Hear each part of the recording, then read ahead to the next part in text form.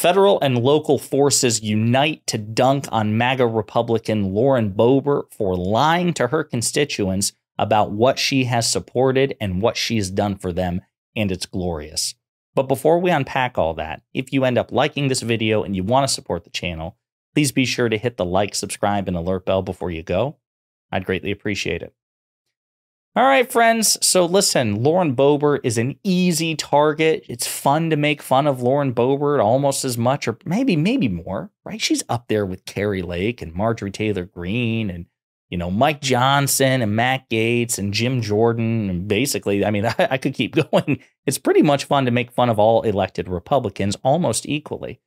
Lauren Boebert, however, recently made a mistake or a sin that she has made time and time again, but she's not alone. Other elected Republicans do it as well, in which she tries to take credit. She tries to associate herself with an initiative, with funding, with a project that came from legislation she not only voted against, but actively whipped votes against, like campaigned against, like publicly opposed.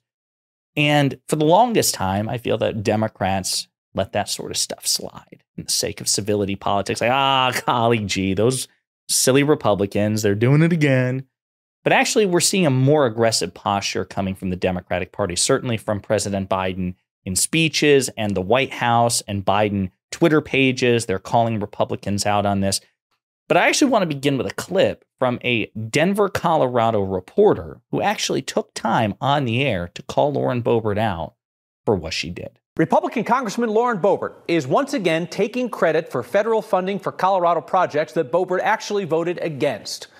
Boebert's office sent out a news release bragging about her role in securing funding for projects like highway safety improvements and water reservoir construction in southern Colorado.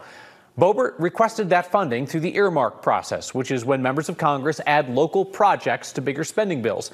In this case, Boebert's earmarks were part of the government spending bill that passed in early March. Boebert is one of 40 Republicans who obtained earmarks and then voted against the bill. She was out calling it, quote, swamp omnibus bill, and said that it funded Democratic. Do you catch that? That, by the way, phenomenal reporting. That's good. That's not politically biased. Those are facts, right? That this person is taking credit for things that, had they had it their way, would never have come to fruition. That's important for news watchers, for viewers, for constituents to know, like, hey, you like this thing? You like this funding? You like this project? Well, the person who's taking credit for it, if they had it their way, you would never reap the rewards from it. And this guy out of Colorado, and I'm blanking on his name again, Kyle Clark. Thank you. Kyle Clark. He's not the only one. So let me read the tweet here, one of the tweets that Lauren Boebert made on her official Twitter page. Big wins as local communities are receiving over $20 million for important water and infrastructure projects. I'm grateful to all stakeholders who brought these local priorities to my attention and helped ensure my 10 requests were passed into law. Two things. That tweet was community noted, that Congressman Boebert voted no on the bill which secured this funding. And then, better still, the White House got involved. Congressman Lauren Boebert voted against this funding. Now, if you look at some of the Twitter replies, I mean, most people are happy about this. They thought it was good. Others are like, why are you being so divisive? Well, no, screw you. Okay, listen, I'm sorry. If you're a centrist or a moderate or a conservative and you take issue with what the White House and what Twitter's community notes and what Kyle Clark and local reporters are saying, sorry, Lauren Boebert is free to vote against legislation she doesn't like. She is free, apparently, to lie to her constituents and the American people by saying it's because of her that they got that funding. But she's not free to do so without consequence. And it's perfectly fair at a bare minimum for President Biden, the White House, local reporters, and everybody in between to ruthlessly mock and belittle her and expose her lies to the American people. And if you don't like it, then advise Lauren Boebert not to lie. President Biden himself has made a habit, I think since the second State of the Union, if I'm not mistaken, or his first State of the Union, but it was the State of the Union, I'm pretty sure, in 2022. He has made a habit out of calling Republicans out for this. And Lauren Boebert, by the way, is no exception. What Arcosa is doing here is part of a much broader clean energy manufacturing It's going to happen in big cities and rural communities as well. Like in Colorado, where CS Wind broke ground on what will be the world's largest wind tower manufacturing plant. And coincidentally, CS Wind is Congresswoman Lauren Boebert. You know, that very quiet Republican lady? It's in her district,